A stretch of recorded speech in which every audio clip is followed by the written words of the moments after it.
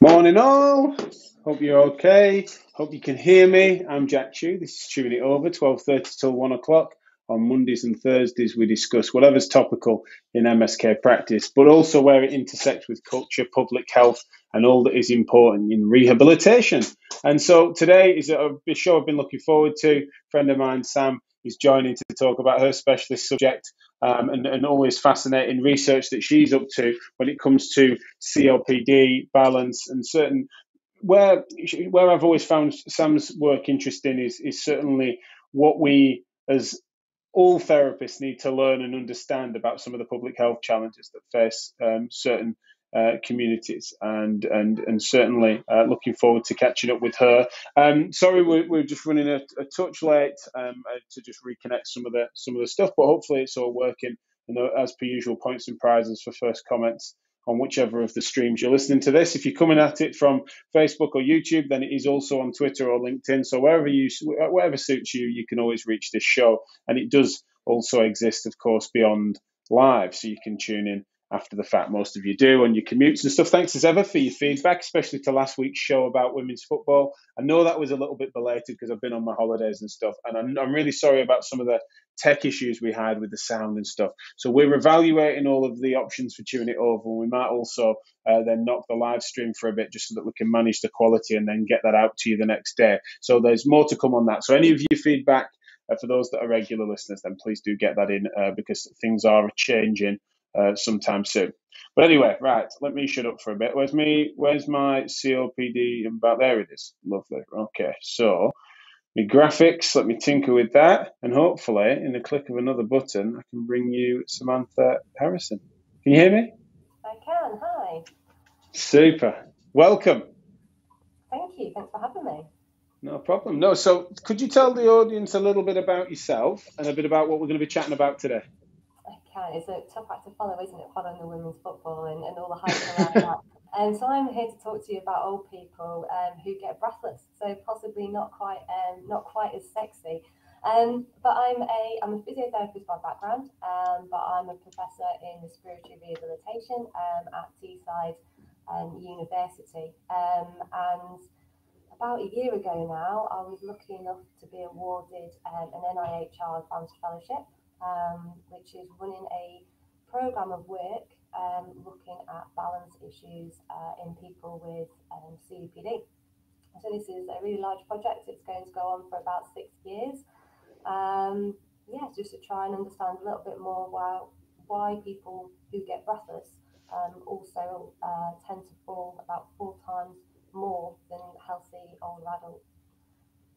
So that's one of the things that I always find interesting but difficult to know is how much is that just because of the confounding variables that exist there, or are those things related? And it takes for appropriately shaped research questions and interrogating that literature to try and understand that. Because, of course, we can make sense of why they might coexist in a population, but might they be more intimately related and linked? And so, just out of interest, then, what is I know it's early days, but what's your general? You're closer to that work than I. So, what's your general take on the relationship there?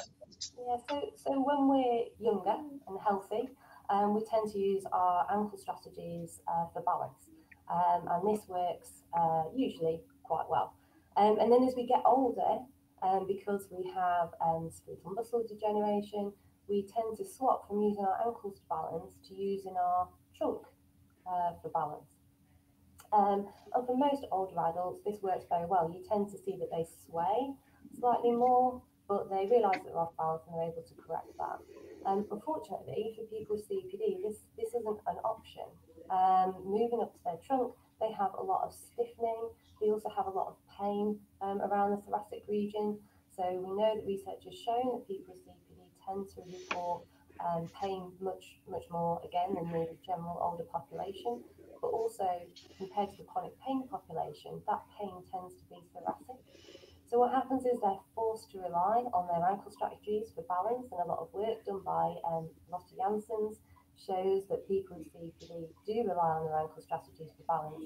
But of course, that's likely to be impaired, not only because they tend to be older adults, and so there is that muscle generation, which I'm not an MSK physio, so bear with me, but a lot of action in the motor neurons, the signals,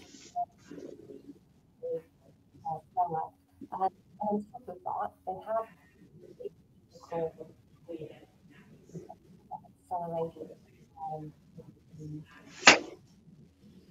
I'm just losing a little bit of your audio. Sorry, Sam. I'm not sure why. It just tapered off at the end there. So, can you hear me? Okay. I can hear you absolutely fine, Jack. Yeah, sorry. Is that? No, it was fine in the most part, and I think it's back now. But it was just that last part of that. Sorry, it's us and this tech. It misbehaved for us a bit last week, so sorry. But no, we got the majority of that. I'm pretty sure. But tell me a little bit more about because that's a really useful thing. Sorry to bias it a bit, MSK, but you can imagine a lot of our audience being that. So tell us a little bit about sort of the relevant differential signs then between some of the pain descriptors, etc., that might be used for someone with COPD compared to a classic MSK complaint or presentation. In terms of pain, sorry. Yeah, if you could, yeah, pain. Again, it's quite new that we started looking at pain in people with COPD. And I wouldn't say that we've gone into a lot of detail, but I guess with a chronic pain population, pain tends to be those weight-bearing joints, so hips and knees. And of course, people with COPD have that because they are older adults and they do have osteoarthritis, etc. Sure. But a lot of the time, they talk about this pain in their chest, pain in their back, across their scapula. And some of that might just be the fact that they're fixing when they're trying to breathe or when they're trying to get their breath back. A lot of them will adopt this kind of hunched over posture. And I wonder whether some of that pain stems from both postural changes and just the effort of breathing. And as I say, what that means is just that proprioception around the thoracic region is impaired.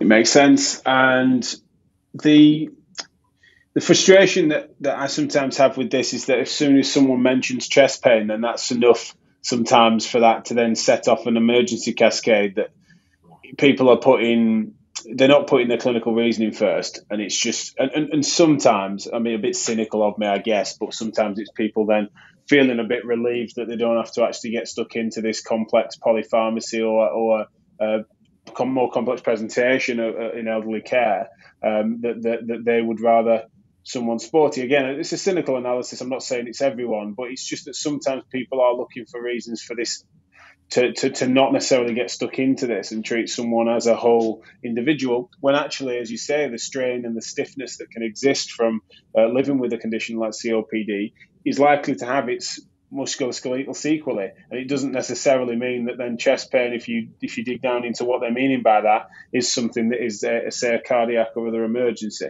Do you feel that is not an area I was thinking we'd end up going just yet? But do you think? Feel free to tell me if you think I am being cynical, or do you think that is a concern with regards to some of the professionals around this? Well, to be honest, it's not something I guess I've thought about too much. I mean, of course, we can't ignore those red flags when people are talking about chest pain, but having worked a lot with respiratory patients, a lot of them, the vast majority of them will experience chest pain. And of course, cardiac issues come along and respiratory issues often sit alongside each other. I do think for a lot of the time there is probably that musculoskeletal element, and certainly that's something that we found amongst the pain research. And I suppose I understand that we need, as physios, we tend to focus on the physical side of things, but I think when we're thinking about balance issues and falls, we can't ignore some of those social environmental factors as well. So, for example, we've been the UK site for a very large international randomised control trial that's been looking at delivering balance training to people with COPD and looking at the impact on falls. And having worked in Toronto in Canada and having worked in Middlesbrough and done hundreds of balance assessments, I can anecdotally say that people in Middlesbrough fall a lot more than the patients I came across in Toronto. Though of course it is a problem in the population there. And when we spoke to some of the clinical investigators involved in that trial, it does seem that in Middlesbrough, which is an area with a huge observation that people were falling more frequently. And when we looked into that slightly, for example, spoke to a patient who said he was falling 50 times a year. We found out he was looking after his grandchild who, I'm sure we can appreciate, these toys all over the floor, and he was having these trips and falls. So I think that's something that we really need to consider, and perhaps our housing situation as well. We go from carpeted rooms to vinyl flooring or wood flooring, whereas perhaps in Canada, some of the homes I visited were open plan. They tended to have single surface running throughout. I'm generalising, that's not going to be the case for everybody, but we also have those individual rooms, doorways, and things to get around. So I certainly think that the home environment, when we're considering falls in this population, is absolutely as important as considering those physical elements as well. And that's why it takes for us to think really holistically and consider all those variables and not just be sort of grabbing hold of whatever label is most primary on someone's records or in their story. Because it's sometimes the case, of course, that patients themselves will sometimes rush to tell you about the way in which that disease sort of affects their life, but then unless invited to or given the space to, don't explain all those different factors that might contribute to it, as well as the stuff that they don't know what they don't know. They're unlikely to talk about the rug that they trip over. Yeah, it's really interesting that you say that. So one of the pieces of research that we're doing is we're wanting to go into people's homes and do some ethnographic observations, which is where we basically observe. And I don't know if the first practice was anything to go by. I'm going to eat lots of cake, drink cups of tea, but sort of observe people with COPD living in their environment. And some of the things that we saw I didn't really expect, because of course we do that qualitative work where we talk to patients and they report and they tell us what it's like to live with their condition. But sometimes you've made these adaptations to your home years ago because you've been living with the disease for so long that you've forgotten that they're even adaptations, and so you don't necessarily report them. One that I can think of, I was absolutely horrified because this lady had pre-grated cheese, which to me is just a complete extravagance, right? Why not just buy a massive block of cheese? But for her, actually grating the cheese was such an energy, expended so much energy and made her so breathless. Of course, cheese wasn't something that she wanted to give up, so that became a luxury that was really important for her. She's probably not going to report that in a qualitative interview, but it was something that was so interesting to observe in her own environment. That's the thing, isn't it? Where those moments where you say, "Well, now you mention it, but I wouldn't have ever volunteered it." So, talk me through this project and this. I mean, it's going to have so many different tangents and nooks and crannies and stuff as these things emerge. But how did it come about? What's the plan? And also, how might people observe and get involved, perhaps even with it? So it consists of 3 stages. So the first stage has the physiology component. So some of the stuff that we were talking about before, we're going to do lots of neuromuscular tests on people with COPD and also healthy controls. We're going to do some clinical balance assessments and look at the association between those and see if there's any difference between healthy people versus people with COPD. We're going to do the home observations, the ethnographic components as well, and follow those up with interviews to find out what it's like to live with the condition. And we've nearly finished actually. We're doing the analysis at the moment, a systematic review, looking at exercise interventions that aim to improve balance. And we're going to try and pull out the active ingredients or the behaviour change techniques, if you like, from those interventions to see what makes them work, what can we take forward into a new intervention. The second stage is working with stakeholders, our patient and public involvement members, clinicians, about designing a balance intervention and also a training kit for clinicians that hopefully is attractive to patients and patients want to come to. I know it's a massive problem in pulmonary rehab in terms of actually getting patients to pick it up. And I don't think that adding balance training in is going to make it particularly any more attractive, unfortunately. So want to try and explore that. And then the final stage will be a pilot randomized control trial to see if this intervention looks like it's going to be promising and work. What would a standard care control group be at this stage for something like that? So we're looking at a control group will be healthy healthy older adults. It's so hard, isn't it? If you start to exclude every chronic condition, you're just looking for these unicorns, basically. So when we say, we're basically saying older adults who don't have COPD or any major neurological impairments that are associated with balance, such as Parkinson's and MS, etc. Yeah, that's interesting. And I suppose then, so that structure in an RCT would be to compare them that would participate. So the control group would participate in the intervention. So I was probably thinking that it'd be then instead. Go on, Sorry, sorry. randomized control trial. Yeah. Sorry, we will have people who are assigned to do the balance intervention, which will probably, I'm envisaging, will be delivered as part of pulmonary rehabilitation, and then we'll have people who participate in pulmonary rehab as it is, and as it is, pulmonary rehab doesn't offer any type of balance training as standard. Gotcha. Okay, that makes more sense. It was the way I framed the question. No, it sounds really interesting. And so for you personally, you needing to coordinate that work, or do you then, are you still able to get involved in some of the detail? Were you still able to be on the ground doing those ethnographies and stuff? Oh yeah, so it's really hard. Funnily enough, we were talking about this morning. That it was a while ago probably that I made the jump over into academia, and I felt like I just gradually left sort of the clinical side of things behind, and it's hard letting go of that. And I think the sort of further up you become in academia, the less kind of patient contact that you have. But I think for me, working with the patient and public involvement members who are they're members of the Breathe Easy charity support group in Darlington. Right. So working with them is really important for me to stay in contact really with that clinical group. And some of these part of having one of these NIHR fellowships is it's an investment in you as an individual and building up your skills. So something like ethnography I haven't actually done before. Right. So it's important for me to learn those skills, and obviously I'm working with people who are experts in the various areas to be able to learn those. The idea is that I don't become an expert in everything, but I understand everything enough to be able to have conversations, and because I am a clinical academic, be able to translate that knowledge to a clinical audience.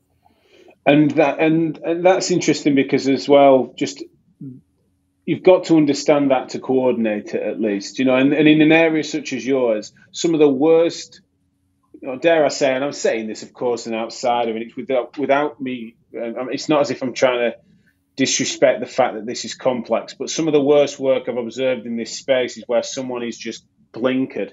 They're incredibly expert, but this is something that suits mixed methods in such a way that needs that breadth. Now, I'm not saying every individual person needs to aspire to have that breadth, but generally as sort of trial coordination or project work goes, then it needs that, because otherwise we lose the richness of the lived experience. But also then if you overindulge that, then you're going to miss out on some of the very important data that can move things, and even the costings that need to be associated to that for quality of life. So I think it's really interesting that you're going through this, and then it's great that the NIHR have supported you to do so, because you're exactly the sort of person that will, I know, get the most out of that experience and opportunity. What do you think are the knock-on consequences then? Like, just talk to me, or if you can, update me and the audience a bit about like the key challenges facing this community, and therefore what you hope for in terms of improved data and research in this space.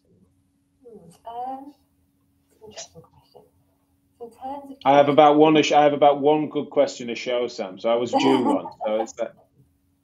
So I suppose in terms of challenges for the population, one of the biggest challenges in this population, it's not unique to people with COPD, is getting that engagement, that buy-in in any kind of intervention. Right. It doesn't matter how good your intervention is when you're delivering it to those people who are buying in. It's how do we make it attractive and make it something that people want to do. And I think that's possibly where understanding their lived lives is so important, because I think it has to be an intervention that fits into people's everyday lives. And that's probably going to look different for different people. So, for example, we've done recently we've done dancing with people with COPD. So we set up a dance program. It ran for 10 weeks, an hour a week. And this is one of the biggest wins I think that we've ever had, is that after those 10 weeks, despite there being COVID and everything else, they've kept that dance program going themselves. We've stepped away from that as researchers for about a year and a half now, and it's still going. So for me, being able to develop and introduce an intervention that can be sustainable in the long term is really what it's all about. Another intervention that we're looking at the moment is walking football, believe it or not. And again, I think for older adults, is that something that they're going to want to do? I suppose we need to find out. And the beauty of that is that it's self-paced by the patients themselves, as opposed to us prescribing an exercise program, because that can be really quite scary for somebody who, walking up the stairs makes them completely out of breath. Yeah, so much in there. But I guess that's the challenges and how I think we might overcome. No, but that's it. My next one, which obviously would flow from it, was purely what are your hopes for this work and other work in your space, doing to provide solutions or give guidance to those with those challenges? Yeah, so I guess the hope is that we could potentially have a menu of interventions, exercise-based interventions that people can take up who have breathlessness. And that might be as a maintenance program that people get referred into after pulmonary rehab. It might be as an alternative to pulmonary rehab. And I feel like I have to be quite careful when I talk about this, because pulmonary rehab is such a brilliant intervention with so much evidence to show how effective it is. And we don't have that for dance or walking football or some of these other interventions. But I think if we can have something that people are willing to take up and keep going in the long term, then that would be really important. So for me, I would just quite like to see research happening in different areas, building on the cultures that we live in, and having things that more easily fit into people's everyday lives. I know of a group. It was before COVID, and I'd be gutted if it hasn't fallen away. But they were doing, it was like end stage cardiac rehab. So those that had been sort of discharged from cardiac rehab were then doing walking football, but they did their cardiac rehab workup that they were used to from their warm up and cool down. It's still like bookending the walking football sessions, and so it felt like a really natural progression, like it was a level 7 cardiac rehab in a way that they'd often call it. So they were doing that as a familiarity, but it was sort of smuggled in as a warm up. So you can sort of see that these things don't have to be either or. In research, they kind of do for a bit, you get that, but then when they are community led and start to be integrated, then that's the sort of thing where the research needs to guide us rather than provide this rigid route and map. I think that's where the more data, the merrier, of course. In that, can I ask a bit of a clinical question, if I may, about COPD and how COVID has interacted with that in a sense? So, how relevant is it? Because I'm always trying to make sure that MSK clinicians, regardless of how they're presenting, I've been one that's been encouraging people to say, as part of the subjective exam, even if someone comes in with a sprained ankle, have you had COVID? How did you respond to that? How's that been for you? And I'm asking that not just on how did you get over the actual disease, but I mean just how it affected their lives, to get an insight. Obviously, a respiratory issue in the primary. How has it been, and what's the interference, dare I say, or the relationship with that and the COPD patients? Yeah, it's interesting. So talking to the PPI members, I've sort of embedded myself really in that Breathe Easy support group, and a lot of them feel quite forgotten or abandoned, because there is such an emphasis now on long COVID, and a lot of long COVID patients are coming into being referred to pulmonary rehab programs that already there's a massive waiting list in the first place, and now obviously that has not got any better. And I think that for them, because they were social isolating, like 18 months, like it's such a long time. Yeah. That for them, they gave up a lot of those activities, those things that they wanted to do, and there's even still that reluctance now for some of them to go out and do things. But for the vast majority, they just want to see people face to face again. They're not even bothered, not even so bothered about the risks. When we're doing research, of course, we will, especially going into people's homes, we offer to wear masks. We make sure that we've done a test within 24 hours before going into their homes. And 9 times out of 10, they're saying, "Oh, just take the mask off." They want to see a person. That just becomes so much more important to them. When I mention about doing things online, would you rather do it online? Would you rather do it face to face? Overwhelmingly from this group, it is that they just want to see people face to face. Saying that, during COVID, we ran some cartoon drawing workshops online for the group. So we're just trying to think of activities that we could engage them in. And this was really interesting. We worked with a professional cartoonist who's actually a senior lecturer, Julian Lawrence at Teesside University. He's brilliant. So he facilitated these groups because I can't draw at all. I had to go, they were terrible. But they were basically drawing themselves breathless and telling their story, but in comic form. And it was so interesting because when I talk to people about balance, quite often they're like, "No, my balance is fine. Have you had a fall?" "No, no, no. I had a little trip last week, but it was only a stumble. It was fine." They're very dismissive of it because there's a big stigma around falling. It means you're getting frail. It means you're getting old. You're not coping. You're going to end up in a home. Yep. So they don't like to tell you about falls, but through the drawings, they were communicating these feelings of unsteadiness, feeling disorientated, this like whole body sense of just losing control. And it just really made me think that when we're delivering this intervention, perhaps we need to think about the language that we're using. So we're using the same language as the patients, perhaps we don't call it balance. Do we need to reframe it and call it losing control or unsteadiness or something that actually is meaningful to them? And that's probably a message that's true across a number of different physio-related disciplines. I think you're right, and I also think that sometimes even regional colloquialisms and stuff like that people use or what have you. It's like there's certain places I've worked whereby, "Oh yeah, I'm a bit wobbly" or "I'm a bit unsteady," that wouldn't then translate across geography. They wouldn't, something calling a person wobbly doesn't necessarily mean that. Never mind across languages.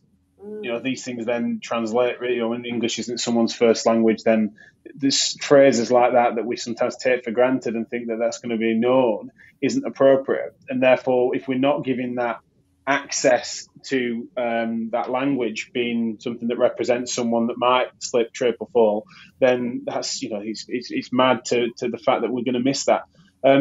What are the ways in which people can either follow along, pay attention to this work as it goes, as well as maybe are there any opportunities or ways in which you'd like for people that are hearing about this and are interested to not just follow but potentially get involved? Yeah. So, actually, as part of those cartoon drawing workshops, we developed a logo, and the project's not even a project, is it, unless it has a logo and an acronym. Acronym, yes, good. I was going to say. So the project's called Be Pure, and it wasn't me who came up with that. It was my husband Dan came up with Be Pure. I think it's quite good.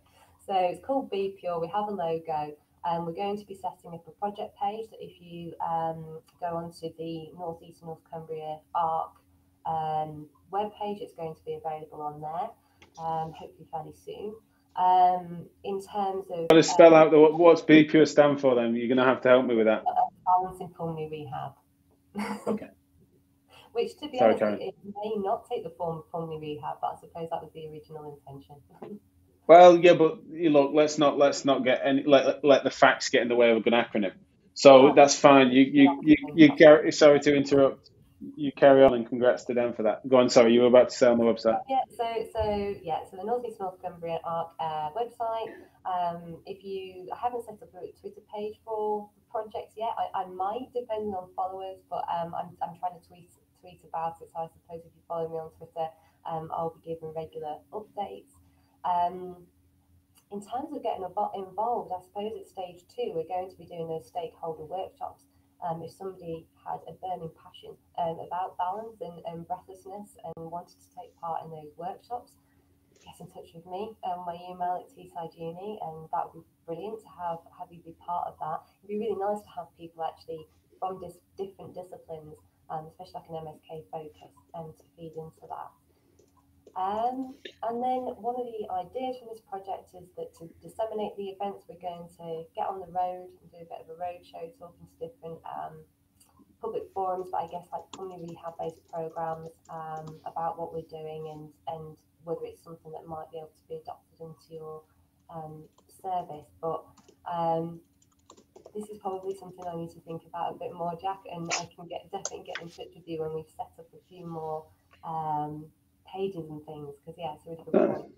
That's all right. It wasn't meant to be a gotcha. Certainly, it's an interesting project and certainly something that we want to support for when it is appropriate and we've got signposting. But it's fine for now for people to just keep an eye out on your socials. Your Twitter is at @SamHarry_lung. Right. Which is great. So yeah, I'll make sure we tweet that out as well. And you're absolutely welcome.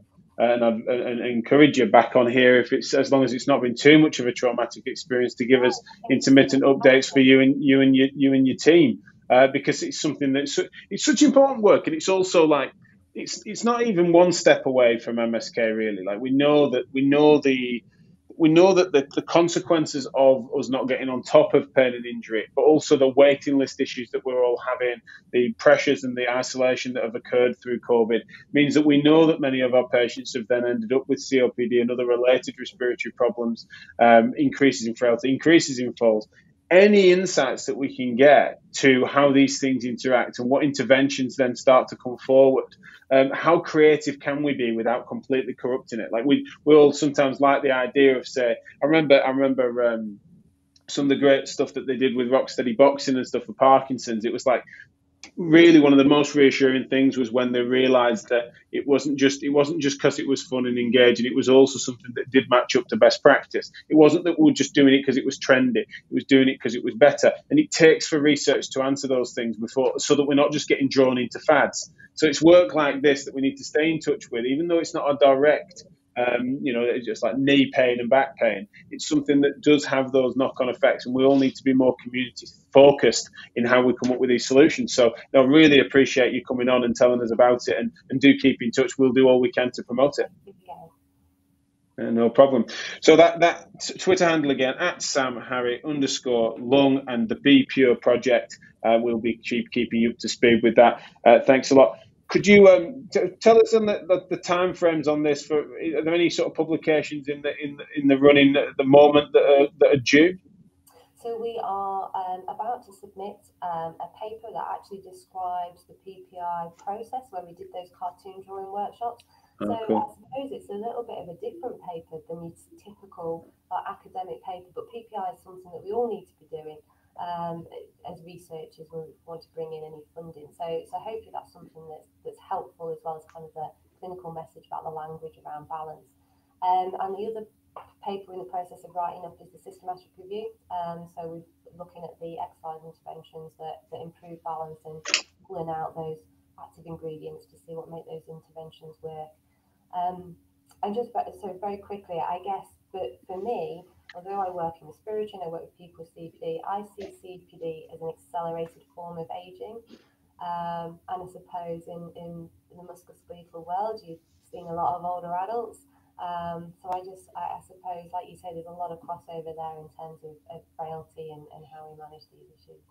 No, absolutely, and certainly I've always been saying about how rehabilitation is, functionally scaling people's abilities from where they are to where they want to get to. It's the central thread that exists across it, and that whoever it is we're treating and working with, or what we're researching, that has got to be the thing that unites us, and we can come back to that. And anything that helps people of any age and ability in that direction is something we need to make sure we remember is a core value of ours. So it's really good to get these sorts of insights. Thanks again for coming in on the show, and I'll speak to you soon. Bye. See you soon. Bye.